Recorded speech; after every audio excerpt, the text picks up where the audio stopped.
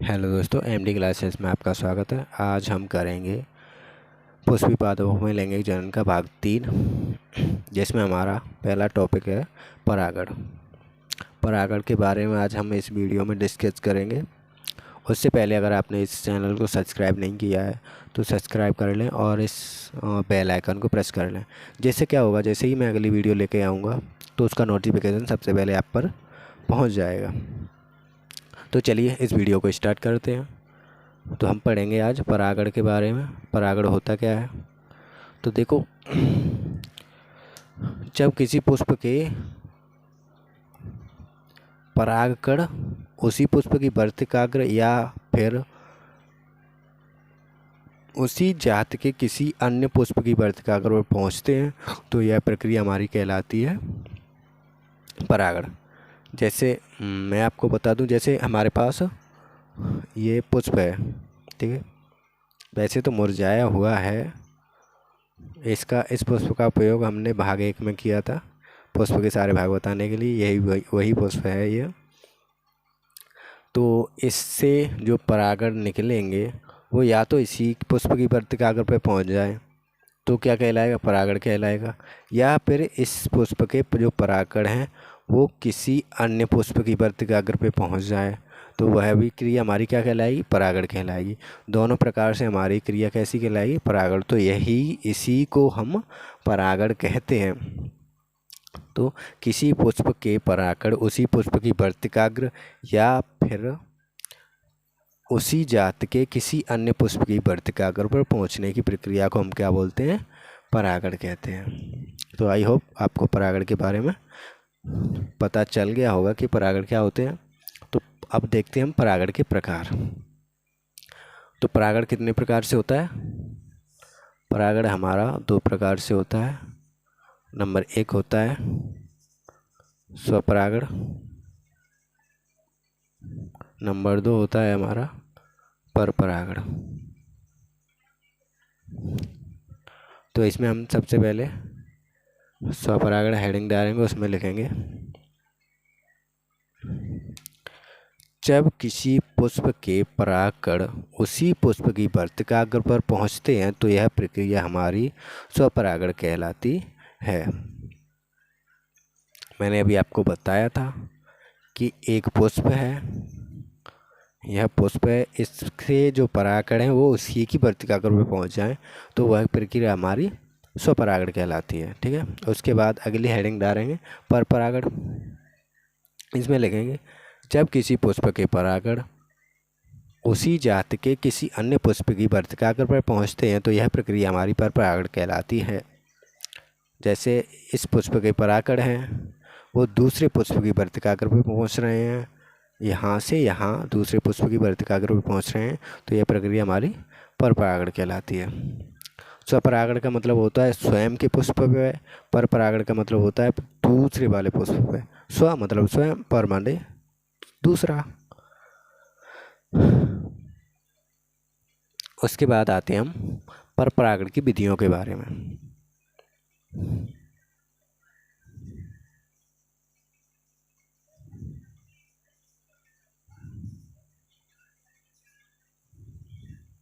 तो परपरागण की कितनी विधियां होती हैं? परपरागण की 3 विधियां होती हैं। कौन कौन सी? नंबर 1 होता है,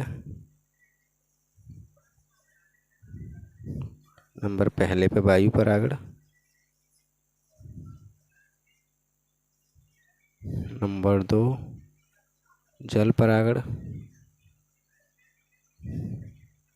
नंबर 3 जंतु परागण। ये 3 विधियां होती हैं हमारी परपरागण की। तो इसमें सबसे पहली हेडिंग लिखेंगे, उसमें लिखेंगे सबसे पहली वाली हेडिंग को डालो, उसमें लिखो वायु परागण में वायु द्वारा होने वाले परागण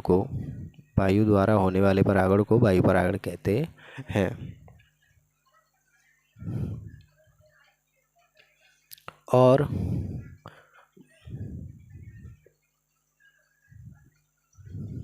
और इन पुष्पों को हम वायु परागित पुष्प कहते हैं। अब दूसरे नंबर की हेडिंग डालेंगे जल परागण, इसमें लिखेंगे जल द्वारा होने वाले परागण को जल द्वारा होने वाले परागण को जल परागण कहते हैं।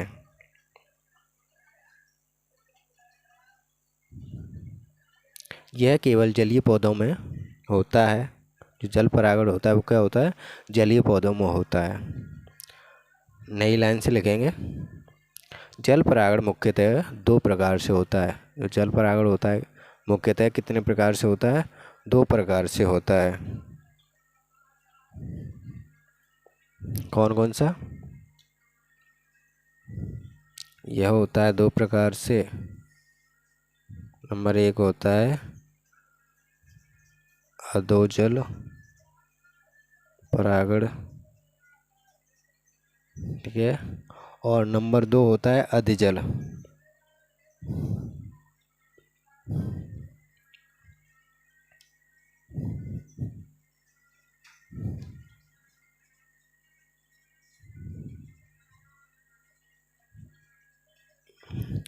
ये दोनों परागण होते हैं जल में।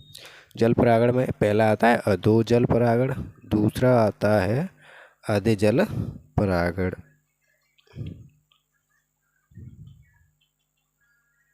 तो जो हमारा अधोजल परागण होता है वह जल के अंदर होता है, ठीक है। जैसे जलीय पौधे होते हैं वो जल के अंदर ही रहते हैं, जल से बाहर नहीं आते, तो उन पौधों में अधोजल परागण होता है। और जो जल की सतह पर होते हैं पेड़ पौधे, जल की सतह पर पाए जाते हैं, उन पर अधिजल परागण होता है। तो उन पौधों पर कौन सा परागण होता है, अधिजल। ठीक है, आई होप आपको यहाँ तक समझ में आ गया होगा। अगली हेडिंग डालते हैं हम जंतु परागण। जंतु परागण में लिखेंगे, जंतुओं द्वारा होने वाले परागण को जंतु परागण कहते हैं। जंतु परागण निम्न प्रकार से होता है।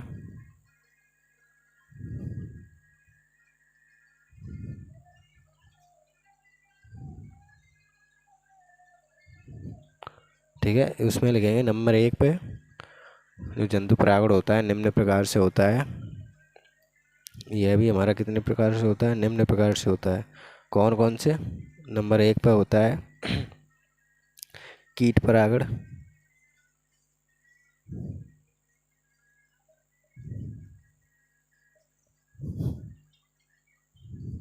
और नंबर दो पे हमारा कौन सा परागण होता है, नंबर दो होता है पक्षी परागण।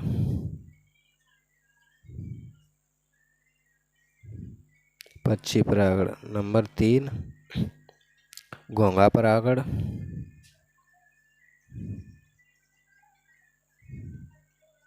नंबर चार चींटी परागण। नंबर पाँच चमगादड़ परागण।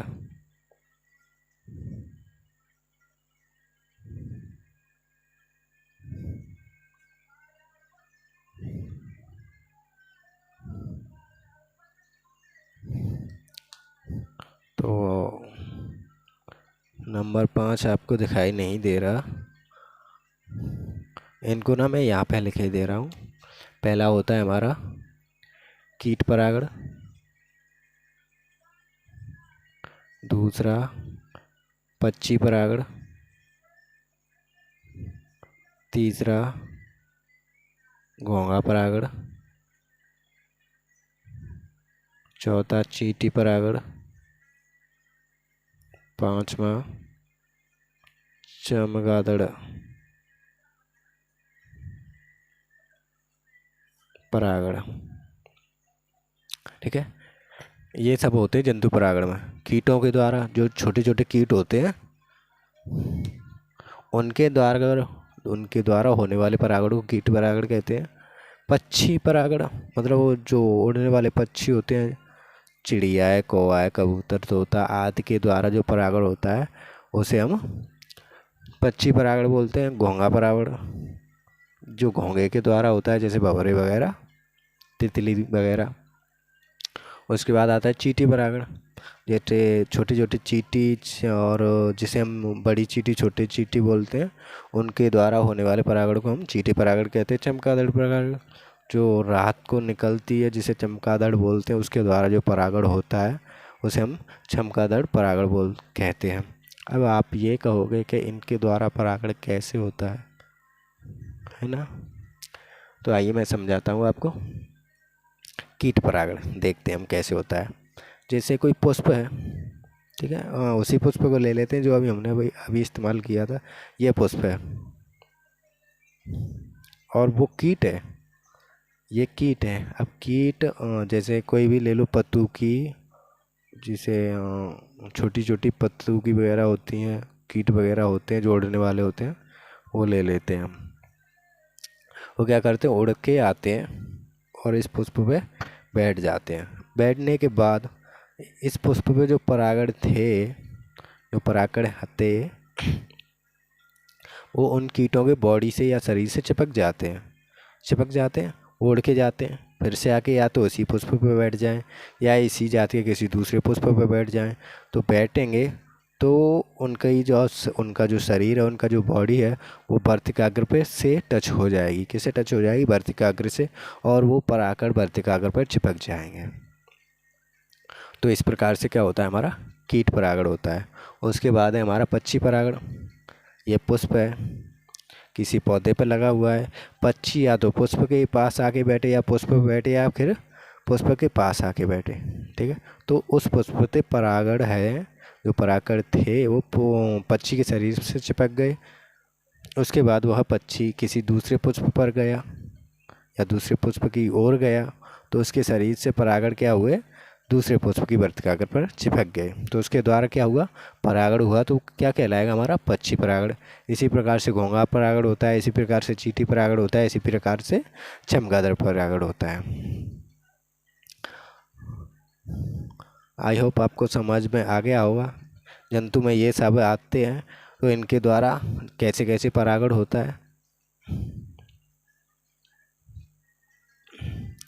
अब चलते हैं हम आगे के टॉपिक पे। आगे हम करेंगे पर परागण से लाभ। क्या करेंगे, पर परागण से लाभ। देखते हैं पर परागण से क्या क्या लाभ है।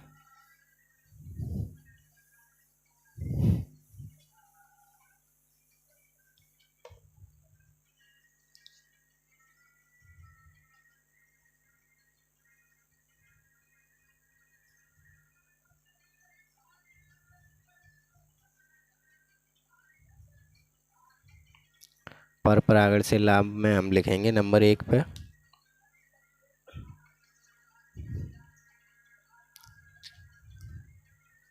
लिखो।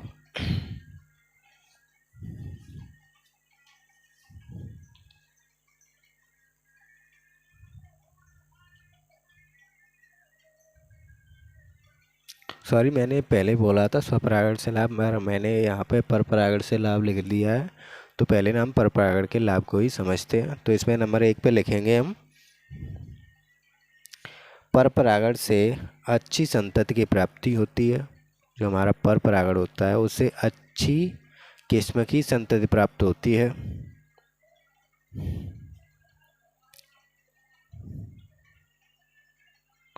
नंबर 2 पे लिखेंगे, पर परागण से नई किस्मों या प्रजातियों की उत्पत्ति होती है। नंबर 3,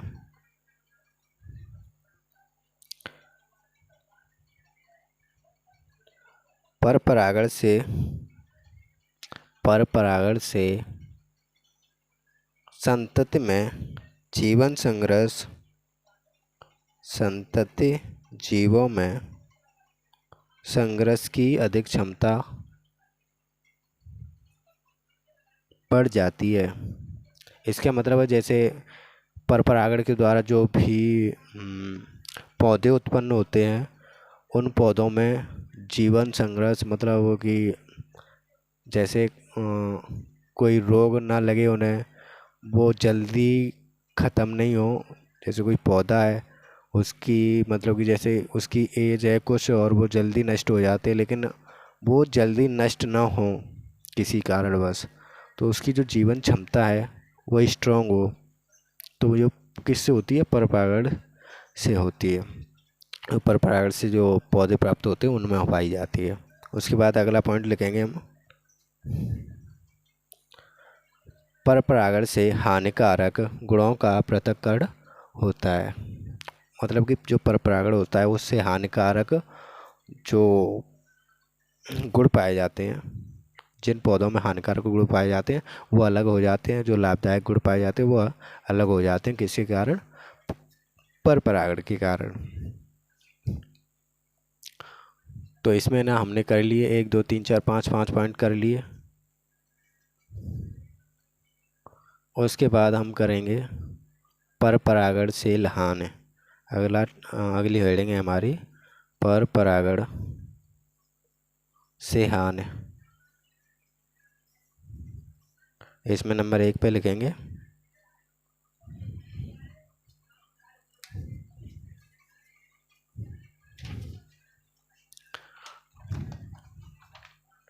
परपरागण के लिए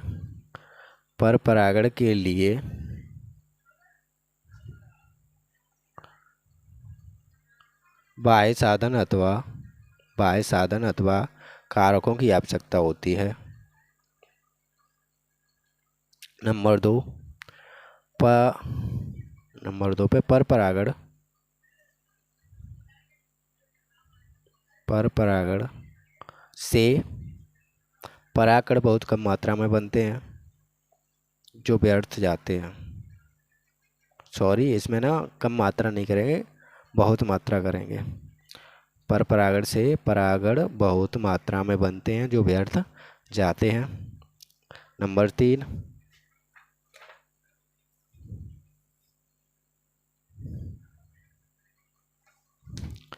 3 पे लिखेंगे हानिकारक प्रभावी गुणों का संतति में प्रकट होने की संभावना रहती है।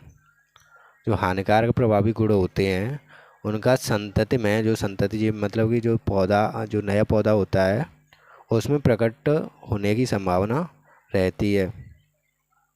जैसे कोई पौधा है, उसके द्वारा बीज बना, बीज क्या करेगा? नए पौधे का निर्माण करेगा। तो उस बीज में क्या होते हैं? हानिकारक गुण चले जाते हैं उस पौधे के द्वारा। वो फिर कहाँ पे? जो दूसरा पौधा संतति पौधा होता है उसमें दिखाई देते हैं। किसके द्वारा? परपरागण के द्वारा। उसके बाद अगला है पॉइंट है हमारा नंबर 4। उसमें लिखेंगे परपरागत पौधे सदैव संकर होते हैं। परपरागत पौधे सदैव संकर होते हैं। संकर का मतलब ना तो ज़्यादा लंबे होते हैं ना बौने होते हैं, वो हाइब्रिड होते हैं। ठीक है। उसके बाद हम करेंगे स्वपरागण से लाभ।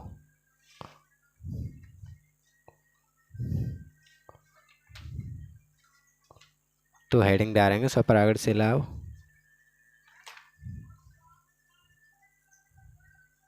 इसमें नंबर 1 पे लिखेंगे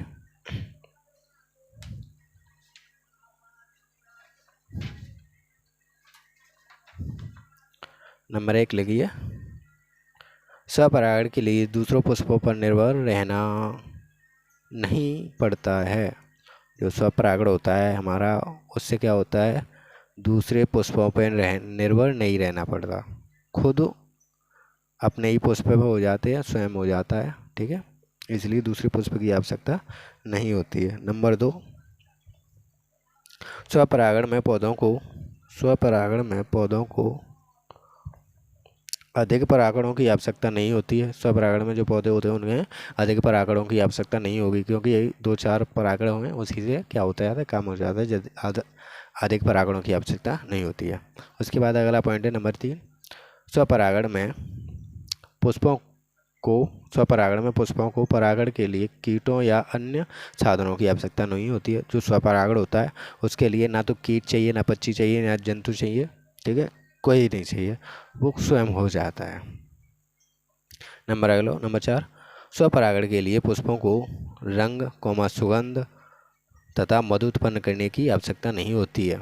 तो स्वपरागण के लिए उन्हें ये सब करने की आवश्यकता नहीं होगी, क्योंकि सुगंध और मधु अगर वह उत्पन्न करता है तो उस पर कीट आते हैं, कीटों के द्वारा फिर परागण होगा तो वह किस में पहुंच जाएगा, पर परागण में पहुंच जाएगा, क्योंकि वो कीट दूसरे पुष्प पर पहुंचेंगे। ठीक है। अगर स्वपरागण होगा तो उसमें ना तो कीटों की ज़रूरत है, ना सुगंध की ज़रूरत है, ना ही मधु की ज़रूरत है, कुछ नहीं चाहिए, वो स्वयं हो जाएगा। उसके बाद अगला पॉइंट है नंबर 5, स्वपरागण से बने बीज। स्वपरागण से बने बीज शुद्ध नस्ल के होते हैं। शुद्ध नस्ल मतलब अच्छे होते हैं। ठीक है, जिनकी पैदावार अच्छी होती है। जैसे हमने मटर के बीजों का निर्माण किया था, मटर के बीज को बोया पच के, उस पर ना मटर बहुत सारी लग रही हैं। ठीक है, तो अच्छी किस्म के होते हैं, स्वादिष्ट होते हैं। और संतति पौधे अपने मात्र पौधे के समान लक्षण वाले होते हैं। और जो जैसे मात्र पौधे होते हैं उसी प्रकार से संतति पौधे होते हैं। ठीक है,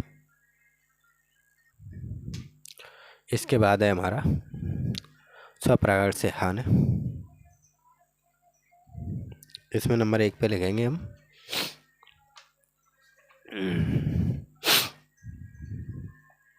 स्वपरागण से उत्पन्न बीजों से बने पौधे कमज़ोर होते हैं। स्वपरागण से उत्पन्न बीजों से बने पौधे कमज़ोर होते हैं। जो स्वपरागण के द्वारा जो बीज उत्पन्न होते हैं उनसे जो पौधे बनते हैं वो कैसे होते हैं, वो बहुत ज़्यादा कमज़ोर होते हैं।